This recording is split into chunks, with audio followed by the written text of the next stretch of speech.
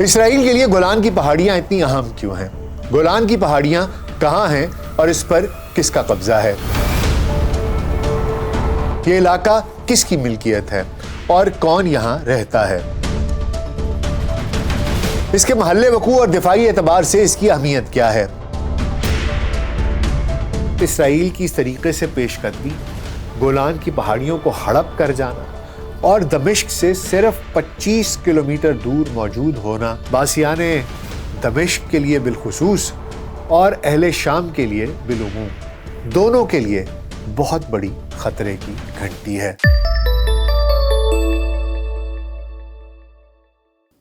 ویلسی pod cost میں doctor ناصر بھائی کے ساتھ آپ کی خدمت میں حاضر ہیں۔ السلام علیکم۔ آج کل اسرائیل کے وزیر اعظم بنجامن نیتن یاہو کا یہ بیان سرخیوں میں ہے کہ گولان ہائٹس پر اسرائیل کی آبادیاں بن رہی ہیں۔ آخر یہ گولان ہائٹس کیا ہیں؟ ان کا محل وقوع کیا ہے؟ ان کا کیا معاملہ ہے؟ تو اس کے بارے میں آج کے پوڈ کاسٹ میں کچھ جان لیتے ہیں۔ شام میں بشار الاسد کے اقتدار کے خاتمے کے ساتھ ہی اسرائیل نے بین الاقوامی قوانین کو پامال کرتے ہوئے گولان کی پہاڑیوں پر قبضہ کر لیا ہے اور اس وقت اس کی فوجیں دمشق سے صرف 25 کلومیٹر کی دوری پر موجود ہیں۔ وہ کئی ہفتوں سے شام کے مختلف علاقوں میں وحشیانہ فضائی حملے بھی کر رہا ہے اور ان حملوں کی تعداد 450-500 سے تجاوز کر چکی ہے۔ اقوام متحدہ کی وارننگ کے باوجود اسرائیلی وزیر اعظم ڈھٹائی سے اعلان کر رہا ہے کہ گولان کی پہاڑیاں اب سے اسرائیل کا حصہ رہیں گی۔ اس علاقے کی اہمیت کیا ہے اور اسرائیل کیوں یہاں پر قابض رہنا چاہتا ہے؟ اس تنازع کو سمجھنے کے لیے سب سے پہلے ہم دیکھتے ہیں کہ گولان کا محل وقوع کیا ہے اور دفاعی نقطۂ نظر سے اس کی اہمیت کیا ہے۔ گولان کی پہاڑیاں شام کے مغرب میں واقع ہیں۔ اس کی سرحدیں اسرائیل، لبنان اور اردن سے ملتی ہیں۔ یہ پہاڑی علاقہ دمشق سے تقریباً 60 کلومیٹر جنوب میں واقع ہے اور اس کا رقبہ 1200 مربع کلومیٹر ہے۔ اس کا کچھ علاقہ بنجر ہے اور باقی انتہائی زرخیز، جہاں سیب، انگور اور چیری کے وسیع باغات ہیں۔ دریائے اردن بھی یہیں بہتا ہے۔ یہ علاقہ شام، اردن اور اسرائیل کا بلند ترین مقام ہے اور یہاں بڑے پیمانے پر سیاح بھی آتے ہیں۔ تاریخ کے اوراق سے اس علاقے کی ملکیت کے بارے میں جاننے کی کوشش کی جائے تو پتہ چلتا ہے کہ گولان کی پہاڑیاں سن 1967 تک شام کا حصہ تھیں۔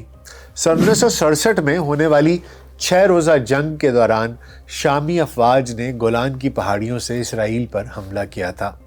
تاہم اسرائیل نے نہ صرف اس حملے کو پسپا کیا بلکہ اس علاقے کے تقریباً 1200 مربع کلومیٹر رقبے پر قبضہ بھی کر لیا تھا۔ شام نے سن 1973 کی مشرق وسطیٰ کی جنگ، جسے کہ یوم کپور کہا جاتا ہے، اس کے دوران ایک بار پھر گولان کی پہاڑیوں کا قبضہ دوبارہ حاصل کرنے کی کوشش کی، تاہم وہ اپنی اس کوشش میں ناکام رہا۔ بعد ازاں سن 1974 میں شام اور اسرائیل نے ایک جنگ بندی کا معاہدہ اس کے اوپر دستخط کر لیے۔ اس معاہدے کے تحت دونوں ممالک کی افواج سے گولان کی 80 کلومیٹر طویل سرحدی پٹی کے دونوں اطراف کا علاقہ خالی کرا لیا گیا۔ اس علاقے کو ایریا آف سیپریشن قرار دے کر یہاں اقوام متحدہ کی فورس کا ایک یونٹ تعینات کر دیا گیا۔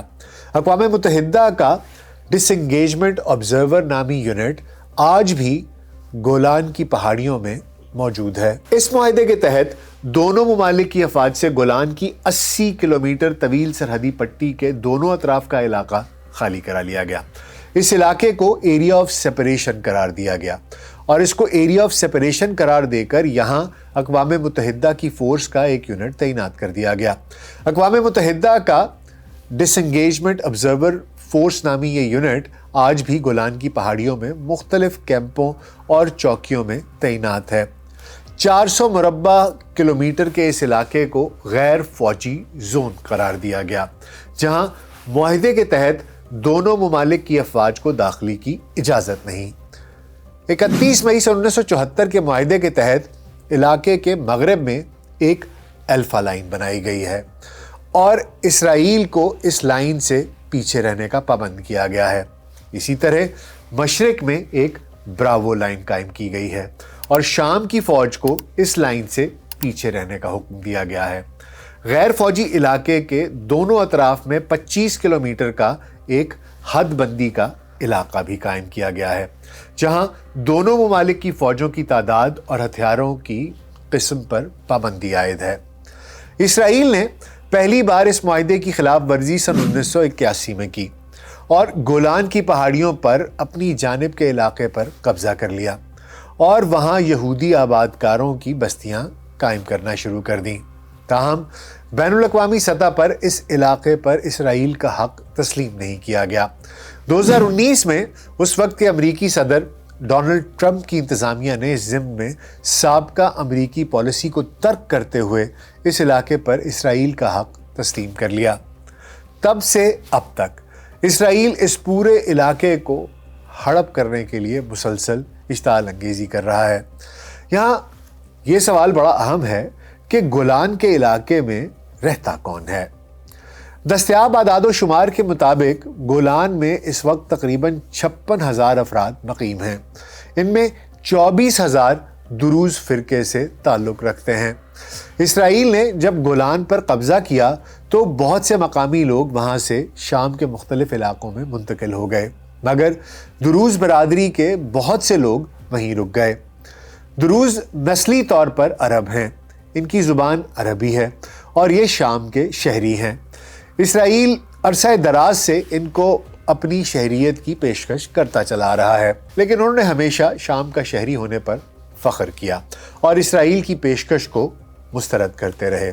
لیکن حالیہ دنوں میں ایسی اطلاعات آ رہی ہیں کہ زیادہ تر لوگوں نے اپنی شامی شہریت ترک کر کے اسرائیلی شہریت لینے پر آمادگی ظاہر کر دی ہے۔ اسرائیلی قبضے کے بعد یہاں پر یہودی آبادکاروں کی بڑی تعداد آبسی ہے۔ یہاں آبادکاروں کی 30 سے زائد نئی بستیاں قائم کی گئی ہیں، جن میں تقریباً 31,000 لوگ مقیم ہیں۔ ان لوگوں کا ذریعہ معاش زیادہ تر زراعت اور خصوصاً انگور کی کاشت ہے اور سیاحت کے شعبوں سے ان کا ذریعہ معاش منسلک ہے۔ گولان کی پہاڑیاں دفاعی نقطہ نظر سے انتہائی اہمیت کی حامل ہیں، اسی لیے اس علاقے پر قبضہ کرنے کی اسرائیلی خواہش بڑی پرانی ہے۔ گولان کی پہاڑیوں پر جب شام کا کنٹرول تھا تو سن 1948 سے 1967 تک وہ اس علاقے کو پورے شمالی اسرائیل پر گولہ باری کرنے کے لیے باقاعدگی سے استعمال کرتے تھے۔ دمشق ان پہاڑیوں سے تقریباً 60 کلومیٹر شمال میں واقع ہے۔ ان پہاڑیوں کی بلندی سے دمشق سمیت جنوبی شام کے زیادہ تر حصے واضح دکھائی دیتے ہیں، جسے فوجی اصطلاح میں فیلڈ آف ویو اور فیلڈ آف فائر بھی کہا جاتا ہے۔ اس محل وقوع کی وجہ سے اسرائیلی یہاں بیٹھ کر آسانی سے شامی فوج کی نقل و حرکت پر نظر بھی رکھ سکتے ہیں اور ان پر گولہ باری بھی کر سکتے ہیں۔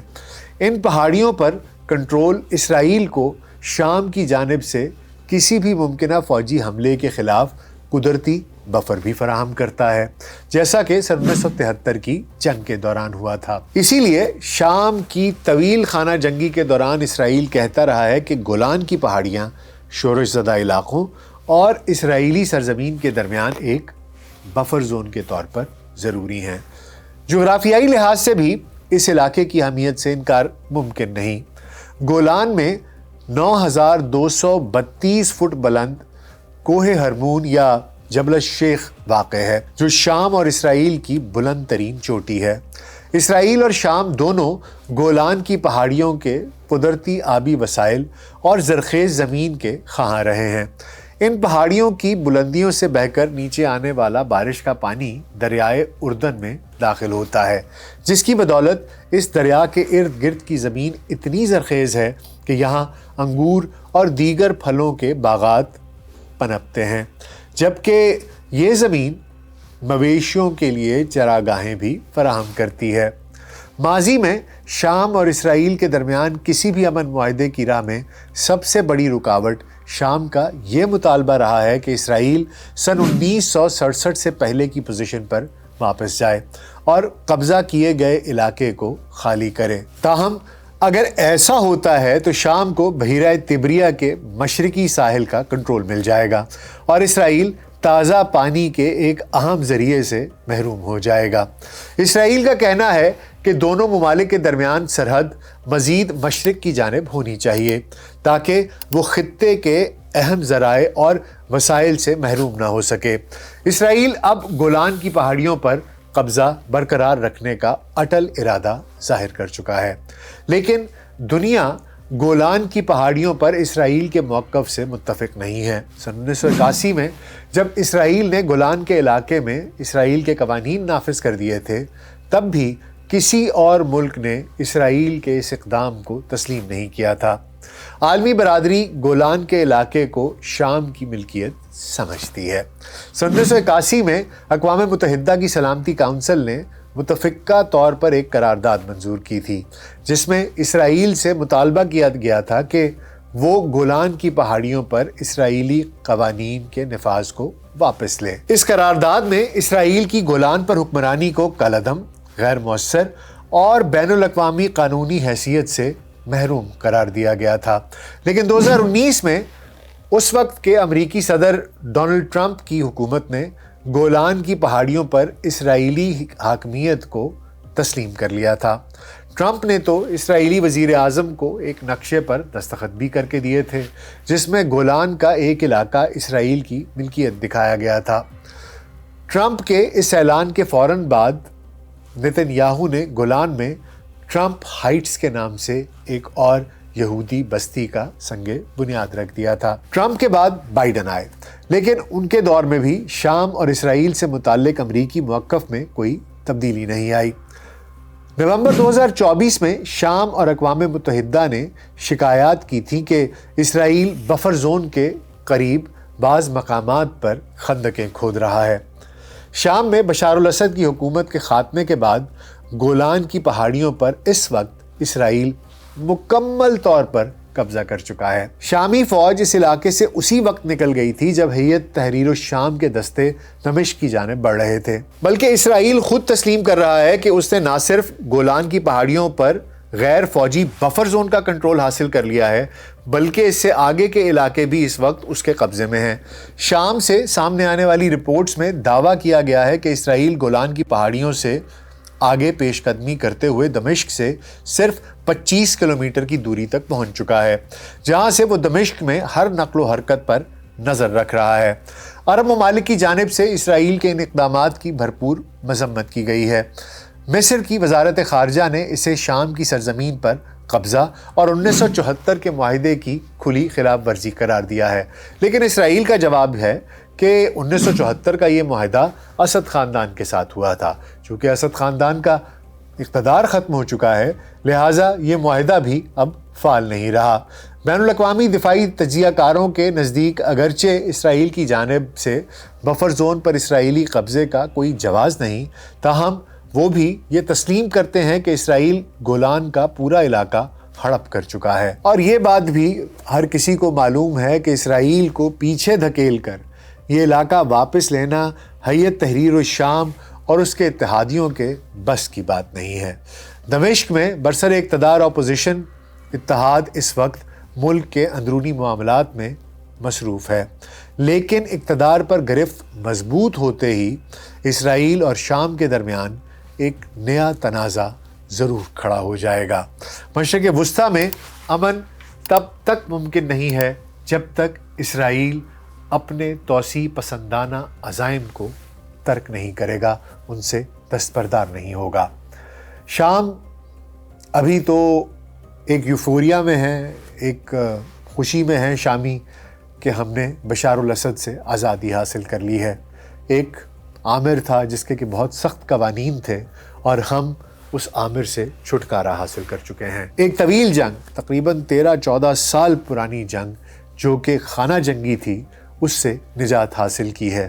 ایک آمر کا لوہے کا ہاتھ، ایک آئرن ہینڈ اوپر سے ہٹ گیا ہے۔ لیکن اس کے ساتھ ساتھ اسرائیل کی اس طریقے سے پیش قدمی، گولان کی پہاڑیوں کو ہڑپ کر جانا اور دمشق سے صرف 25 کلومیٹر دور موجود ہونا باسیان دمشق کے لیے بالخصوص اور اہل شام کے لیے بالعموم دونوں کے لیے بہت بڑی خطرے کی گھنٹی ہے۔ لیکن جیسا کہ میں نے پہلے کہا کہ مشرق وسطیٰ میں امن تب تک قائم نہیں ہوگا جب تک اسرائیل اپنے توسیع پسندانہ عزائم کو ترک نہیں کرے گا۔ امید ہے آپ کو آج کا پوڈ کاسٹ پسند آیا ہوگا۔ اپنا بہت خیال رکھیے گا۔ شکریہ۔